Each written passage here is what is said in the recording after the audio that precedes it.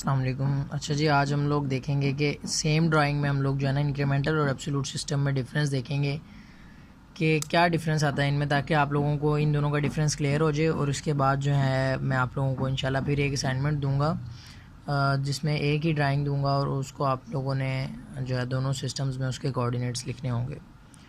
सबसे पहले मैंने क्या किया, एक ड्राइंग बनाई है और ये आप लोगों के लिए 0 0 सेट कर दिया, ठीक है। और इसके बाद जो है इन पॉइंट्स को मैंने नाम दे दिया line wise, sequence wise ABCDEFGHIJKL।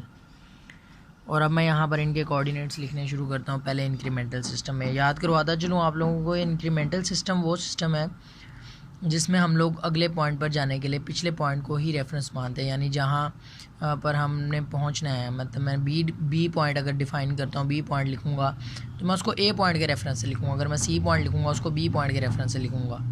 जबकि एब्सोल्यूट सिस्टम वो होता है जिसमें कोई भी पॉइंट लिखूँ मैं, उसको मैं ये जो 0 0 पॉइंट था उसी के रेफरेंस से लिखूँगा। अब पहले ए पॉइंट जो था वो है x0 y0, ये आप लोगों को पता है, ठीक है। बी पॉइंट जो है इसमें y में मूवमेंट हो रही है 10 की और x में कोई मूवमेंट नहीं है, तो x0 और y 10। इसी तरह इसके बाद जब सी की तरफ जाएंगे तो ये राइट को मूवमेंट हो रही है, ठीक है। ये एक्स एक्सिस की मूवमेंट है, तो एक्स एक्सिस में कितनी मूवमेंट है, ये 10 मूवमेंट है।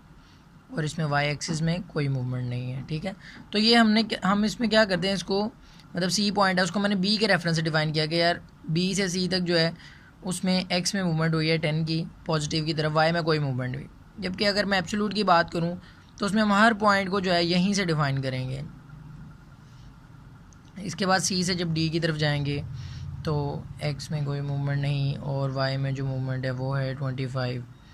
फिर डी से जब आप ई की तरफ जाएंगे तो उसके लिए एक्स में मूवमेंट है -10। ये -10 कहाँ से है, जो स्टेप यहाँ से यहाँ गए हैं वही स्टेप इधर से इधर आ रहे हैं, यानी 10 हम मूव कर रहे हैं पर लेफ़्ट साइड को मूव कर रहे हैं, इसलिए एक्स के साथ -10 लिखा गया। और उसके बाद वाई आप लिखते हैं 0 क्योंकि वाई में कोई मोशन नहीं है। फिर ई के बाद पॉइंट एफ पे जाएंगे तो ये x0 और y 15। इसके बाद F to G point x 50 और y 0। इसके बाद G से H पॉइंट की तरफ जाएंगे तो अब डाउनवर्ड आ रहे हैं, ऊपर से नीचे को आ रहे हैं, यानी y ये नेगेटिव है। तो ये कितना नेगेटिव है ये हमें यहीं पर सामने पता है कि ये इतना स्टेप हम गए थे और ये उतना ही स्टेप जो है, क्योंकि ये सिमेट्रिक एक डिज़ाइन बना हुआ, ठीक है। तो H में G से H की तरफ आना है हमने, X में कोई मूवमेंट नहीं है, Y में मूवमेंट है और नीचे को है यानी कि माइनस है, और कितनी है 15। तो ये कोऑर्डिनेट आ गए हमारे पास H पॉइंट के लिए। फिर I के लिए जो है वो x -10 और y 0।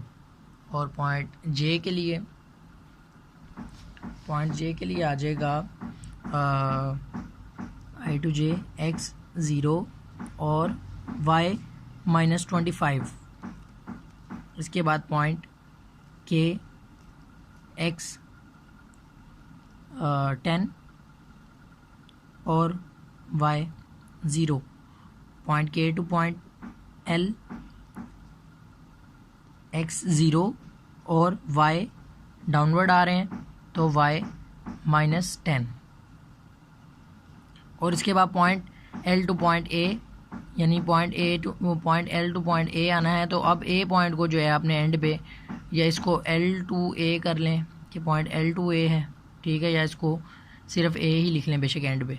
तो ये कैसे होगा, ये माइनस की तरफ यानी नेगेटिव की तरफ आ रहा है x में, तो x में x एक्सिस में है, नेगेटिव की तरफ आ रहा है, कितना आ रहा है जी 50 आ रहा है, ठीक है, और y 0। तो ये इंक्रीमेंटल सिस्टम में आप लोगों ने कोऑर्डिनेट्स लिख लिया। अब इसी सेम डिज़ाइन के हम कोऑर्डिनेट्स लिखेंगे एब्सोल्यूट सिस्टम में। तो एब्सोल्यूट सिस्टम में हमने इसी पॉइंट को हर जगह रेफरेंस लेकर चलना है, यानी अगर मैं पॉइंट A को डिफ़ाइन करूँ तो पॉइंट A है x0 y 0, ठीक हो गया जी।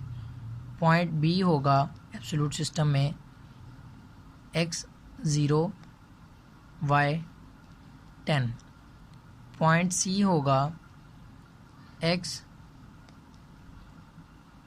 10 और अब जो जितनी वाई में आगे कोई मूवमेंट नहीं है बी टू सी, पर जितनी मूवमेंट पहले हो चुकी है वो आप वही वैसे की वैसे ही लिखोगे। अगर आगे मज़ीद मूवमेंट नहीं है तो जो हो चुकी है आप उसको वैसे के वैसा ही लिखोगे।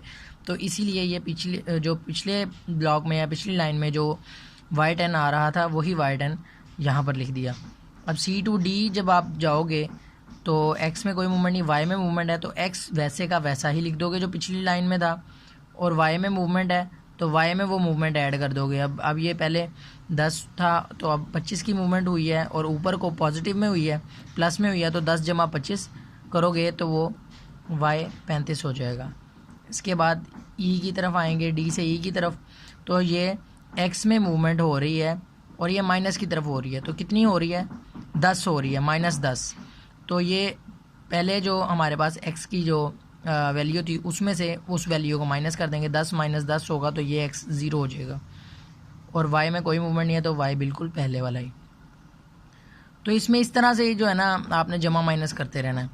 अब एफ़ के लिए पॉइंट ई टू एफ़ जब आएंगे तो उसके लिए एक्स जो है वो 0 रहेगा, एक्स में कोई मूवमेंट नहीं है और एक्स में पहले भी 0 था तो एक्स 0 रहेगा, और वाई में जो है वो प्लस की तरफ जा रहा है 15। तो हम जो लास्ट टाइम हमारे पास वाई था 35, उसमें हम 15 को ऐड करेंगे तो हमारा वाई हो जाएगा 50। तो इसी तरह जैसे हम अब जी पॉइंट पर जाएंगे तो ये एक्स प्लस की तरफ जा रहा है, तो जो पहले वैल्यू थी एक्स की उसमें प्लस कर देंगे नई वैल्यू, और वाई में कोई मूवमेंट नहीं तो वाई बिल्कुल वही पहले वाला लिख देंगे। अब जी टू एच आ रहे हैं तो ये डाउनवर्ड आ रहे हैं, अब माइनस हो रही है वैल्यू वाई में, एक्स में तो बिल्कुल वही है क्योंकि एक्स में कोई मूवमेंट नहीं है, वाई में मूवमेंट हो रही है और डाउनवर्ड हो रही है। कितनी हो रही है, यानी नेगेटिव की तरफ हो रही है ना, वाई नीचे को नेगेटिव है तो 15 की मूवमेंट हो रही है नेगेटिव को। तो जो पहले 50 था उसमें से अब वाला जो फासला है जो अब तय करना है उसको माइनस कर देंगे क्योंकि नीचे की तरफ को आ रहा है। तो 50 माइनस जब 15 करेंगे, जब ये यहाँ तक 50 था वाई हमारा, जब इसमें से 15 माइनस करेंगे तो ये आ जाएगा 35। इसी तरह जब आप एच से मूवमेंट करोगे आई की तरफ तो ये आई के लिए भी आपको एक्स में से, क्योंकि अब लेफ़्ट साइड को मूव कर रहा है तो एक्स में आप क्या करोगे माइनस कर दोगे। पहले वाली जो थी 50 वैल्यू थी, 50 में से 10 माइनस कर दोगे जो उल्टे लेफ़्ट साइड को जो मूव कर रहा है, तो ये एक्स 40 हो जाएगा और वाई वैसे का वैसा ही रहेगा 35। इसके बाद आई से जे की तरफ एक्स वैसे का वैसा ही रहेगा जो लास्ट पॉइंट पे था, और वाई में जो तब्दीली हुई है वो हुई है कि वो 35 में से मज़ीद 25 माइनस हो गया, तो जब माइनस होगा तो ये वाई 10 हो जाएगा।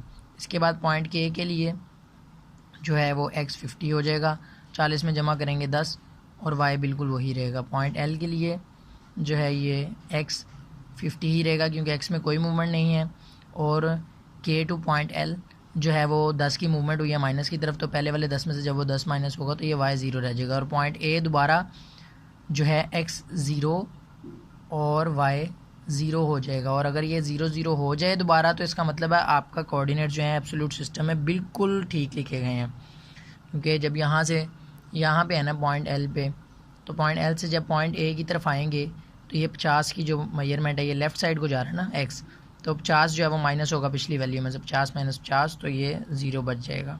तो इस तरह आप लोगों ने एक सेम ड्राइंग में डिफरेंस देख लिया एब्सोल्यूट और इंक्रीमेंटल सिस्टम में।